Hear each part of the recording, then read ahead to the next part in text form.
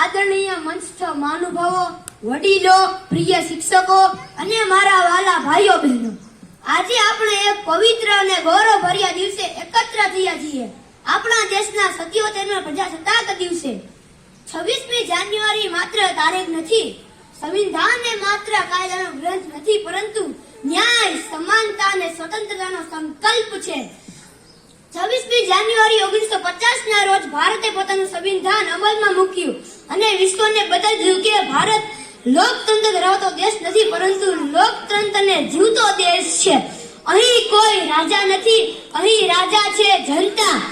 મિત્રો, આજે આપણું ભારત અનેક ક્ષેત્રોમાં પોતાનું નેતૃત્વ કરી રહ્યું છે, જેમ કે ચંદ્રયાન અને મંગળયાનથી આકાશમાં તિરંગો લહેરાવ્યો, ડિજિટલ ઇન્ડિયા દ્વારા ગામડે ગામડે ટેકનોલોજી પહોંચાડી, મેક ઇન ઇન્ડિયા દ્વારા આત્મનિર્ભર ભારત બન્યું અને વિશ્વની સૌથી મોટી લોકશાહી તરીકે વૈશ્વિક માન્યતા ધરાવી. જે દેશ કદી પરતંત્ર હતો, આજે એ જ વિશ્વને દિશા બતાવે છે. મિત્રો, સિદ્ધિઓ સાથે સાથે આપણે સત્યથી આંખ ન મીચી શકીએ.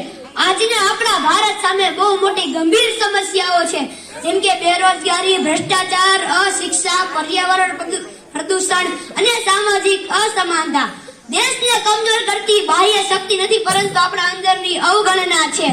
આ સમસ્યાઓનું નિવારણ સરકાર માત્ર એકલી ન કરી શકે. દરેક નાગરિકે પોતાની ફરજ સમજવી પડશે. ચાલો શિક્ષણને માત્ર ડિગ્રી નહીં, જવાબદારી બનાવીએ. ભ્રષ્ટાચાર સામે મૌન નહીં, અવાજ ઉઠાવીએ. સ્વચ્છતાને આદત બનાવીએ અને જાતિ ધર્મથી ઉપર ઉઠીને માનવતા અપનાવીએ. જો દેશ બદલવો હોય ને, તો સૌપ્રથમ આપણે જાતને બદલવું પડશે. મારા વાલા યુવાનો, તમે ભારતનું વર્તમાન નહીં, ભવિષ્ય છો. માત્ર મોબાઈલમાં સમય ન વેડફો, સપના ન જુઓ, તેને સાકાર કરો. યુવાન જો જાગે તો ઇતિહાસ બદલાય. દેશને આગળ વધારવા માટે તમારું જ્ઞાન, તમારો સમય અને તમારી ઈમાનદારી દેશને અર્પણ કરો. આ પ્રજાસત્તાક દિવસે આપણે તો પ્રતિજ્ઞા લઈએ. આપણે સારા નાગરિક બનીશું, સંવિધાનનું સન્માન કરીશું, દેશની એકતા જાળવીશું અને ભારતને વિશ્વ ગુરુ બનાવવા પ્રયત્ન કરીશું. તિરંગો માત્ર ધ્વજ નથી, તે આપણા ત્યાગ, તપસ્યા અને સંઘર્ષની ઓળખ છે. જય હિન્દ, જય ભારત. આપ સૌનો ખૂબ ખૂબ આભાર.